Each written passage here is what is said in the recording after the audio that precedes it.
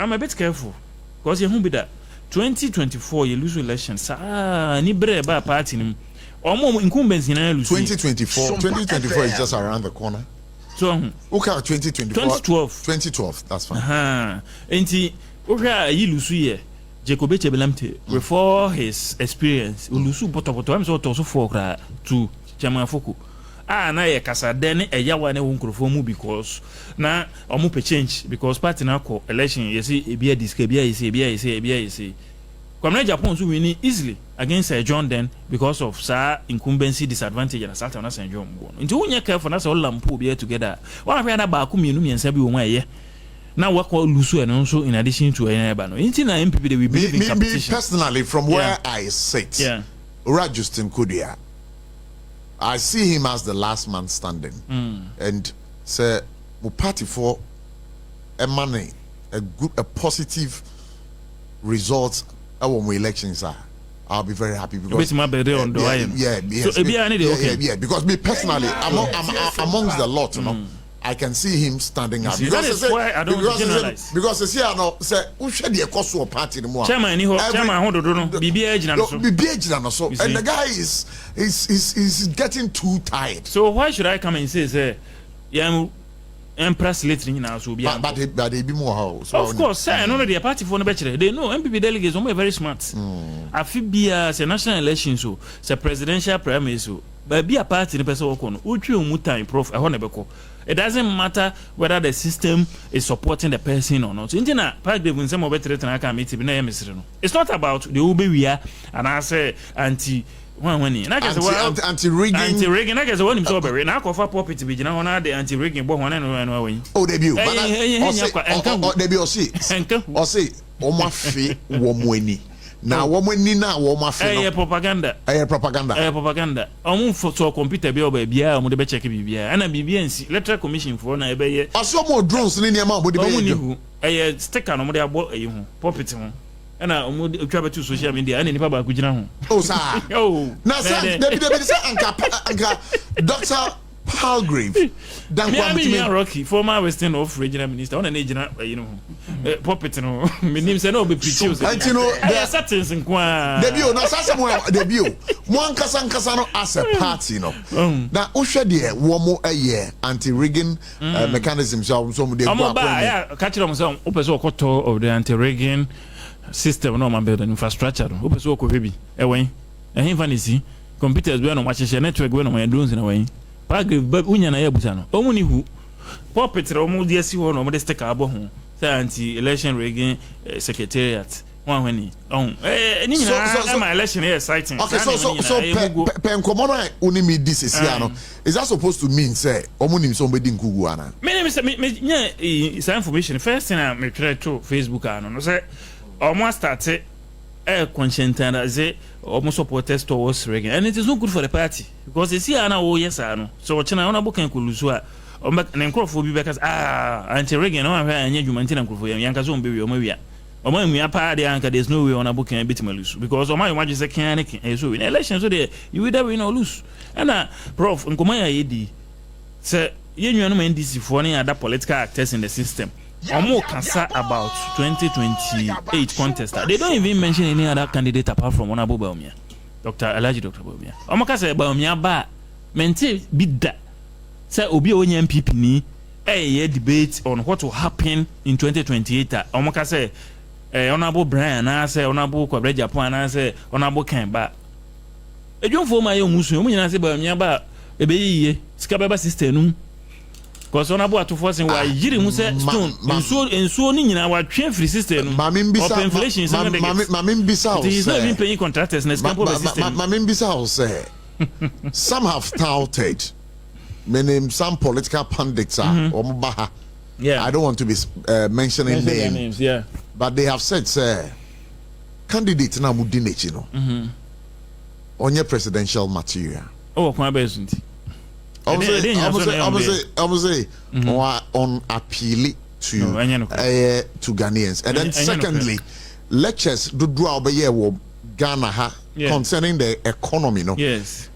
Under his leadership as the vice president and the head of the economic management team, no. Yeah. Economy, no. I said that me pacho. Economy, no. I said that kuye. What to turn lectures and one man said he spoke as an academic in a position, as a politician, as academic, everything based on the course. Now, what is the reality of government?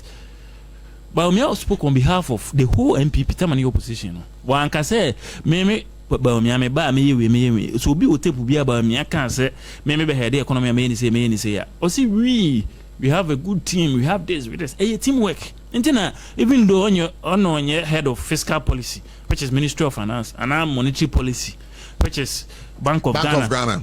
Only whom free when said the union be on contest or moyano, your papa be on contest or moya, because you cook, that's a good in Kugua, ye and Kase we, and then a friend say Uncle Bia, and I know he defends our uncle, and to honor one new defense any Lucia, and as women any kind, advanced team to honor Anya. So why then it is wrong? So why then did Dr. Bawumia come out to say, even Grano? Adebachiama yakwakoto abano fangu buomu yetu ye mistakes baba no it was yen wankase obi wankase MP for to fangum yen and he acknowledged all these issues as an man ansi suye yan connect ye enu nti wagina so party for chapa Ghana for chose nyama ni bebre wo ha me number 2 na me won bi me hu ye eti ye be make sure say bi nyeden ensi biem party for here say mo welfare issues and also be set up welfare desk across the various structures of the party, constituency, region, national, with a senior aide at the presidency who will report to the president himself in charge. Say party for issues on the collate make sure they are being attended. And then this is for a Janice Shom. I don't know if they will pick something from it because opportunities are much but even how you manage them, I thought also opportunity 10 to me back. No back for 7. Now I'm more maka nyebi. Ebia party ni bi na ye eno nso enko blame Bawumia minister bi adwuma so ye wa anye ni ye finance minister ebia ye call cabinet na cabinet ni na ji tun se ebia enfa yi levy ma probably ebia na no Bawumia no na on support but he's part of the government it's not fair na all babontin abeka say ye call cabinet no media make say man ye enfa yi levy ma na de ba once you are a member of the cabinet and the government you become nya fair na obe yi ho afrim obe divorce ho afrim ho say we mu na ye said ye nnuanum bi no especially Team Ken appointees no e discan nyina omamamu omonwe grassroots mi wa no okasa no he was an appointee but o kind of so many onya adwen because many the third national vice chairman of the party Alhaji Masawood din komo e wo fi ha and o kind of point blank say mo ye mamo ye positions as CEOs no one ye you never supported the party. Well, so you're right. CEOs no na omunyina Bawumia ho. Intime problem American is say did you support the party? Yes, me meet my kasama me obi enime your party. What I say I did my best. You for no they appreciate it but enko as Brian Agyapong team Cameroon Agyapong team Aduchum team and Agyapong team enko you hu free when you have appointees following you. What appointees no more trouble for ebia ye kasa ye profiling one by one kra mo de no kra chen but mo na mo this had in a campaign tia Bawumia team as if say o man no appointment nyina no mo Bawumia na campaign na mo no say mo campaign na mo ye na me ba campaign na mo ye na kra no to all in a bid to elect mo flag bearer yami adoma on the 31st of January 2026 no some have said say the Bawumia team no kase bi wo ho a efri mo team members ni bi ho ba enya dia they said ede they say abronye 1 abronye ebam only when people like Owusu Bempamo and Honorable Ken mu e kan sembi. I don't support everything he does but you say bre na amani yede Emma. Dr. Mahmoud Bawumia because Honorable Ken Dr. Mahmoud Bawumia Abronye Onye part of the campaign team, but ono sympathize or empathize with Bawumia. Oh, he's not part of the campaign team. Of course. Abronye is not part. Officially, formally, he's not part. Abronye is not. No, he's not part of Bawumia's campaign team. He's not part of the position when Okuta Bawumia team. Of course, he's a regional chairman. And Okra part of one candidate's campaign team. But what from what we see, he's doing. From what we see, he's doing the bidding of one candidate. So, which is not wrong. one wana bokan ku share wo thank you to obiase ama o kan sin bi ma ni twi no ehwa na ono abro nya ne yeden iyi ano na dey say give and take ne buy eti the abro nya no do you support it? It depends. So the assembly beto a bit me fifi me said as a regional chairman you are not supposed as a regional yes as a regional chairman are you supposed per your constitution to come out? I'm not too sure about that, but there are other regional executives. For instance, this team regional chairman, he's one of Team Brian Champions big guys. No, but I'm having this conversation with you. We're introducing as part of my team. Brian is submitting a form. Jeff Kredu, me, Bema Penny, Jeff Kredu. I'm not. I mean, Kai article and our clause we are kind of clearly say, and yes, I am not a straw for not a national election because. I remember for no I'm on a woman because a national election. Say be our constituency chairman. Now say best pretending over primaries. Now you win him openly say I need the because our be chairman I bet in my election. But I mean who's a national executive be in him? But regional chairman they are below it. They are below it, but regional chairman equally, you know. And then it happens. Kakra me who NPP since 92 me follow you know. Afi bia ye ampani for no say they align. President Akufo-Addo say he was very fortunate. Even in 2007 and a rumored say President Akufo support to Honorable Alan. Party chairman for the United declare ma. Message be na modernam. You say Dr. Bawumia atone dada. Ni hu ni asem is the most marketed candidate. Ene enkwada ni bi da so ebonidi as the Vice President of Ghana. Yeah, my man, they say one vice president. Oh, I sure. Oh, yes. There are videos on TikTok. You busan kwada say one vice president. 70% of the class board Dr. Bawumia. Which they said 16 years and now what that take it so. 2008, 2012, 2016, 2020. And now about 2024 account. Eti ukofo nipa fofora afi na obeton no amagana fo hu no. NDC fo nyame adom omo omuni choice. President Mahama mabiem. After no more new candidate ever bound beton no. Yeah, with all our hala ya coffee issues. Advantage by quite a war in this phone say the Dr. Bawumia, the Omo never ban after no more beton. What did you lose ever begin mimicrum con one? Omunimino. Oh, they are to force in Begina Omunimino. I said, don't get this phone the behuno. I said, don't get ya. Omuni behun and this phone the behuno. And this phone the behuno. Yeah, Ghana phone name is bien, no.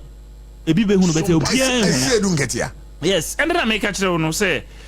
Ya or your popular krum ha a chain I see don't get Dr. Bawumia popular a chain I see don't get but Ghanaians no yet to about based on popularity of a candidate will brand or marketability and can be pa and apart from Jerry Rollins or de soja by you know obia kokoko president Mahama kura no atena so da no osan ko 2 times third time no ansa na osan ba enye easy Roma so be win election tinyame yodom na wo candidate bia ne husu te se Bawumia oni dia tem oni corruption related case bia on kasantia obia on a money problem on inqualani problem on students ni problem he appeals across the social ladder every segment of society any Bawumia ni because I come on 9 pe na ya cross 50 pe you know we sure oh yes because say ahunchira yekom as a country 2024 ni difficulty nya and as a state menya 41.75 they say NDC for na so yen opposition on tiny ye hu ne yen biom it is our base lead automatically to come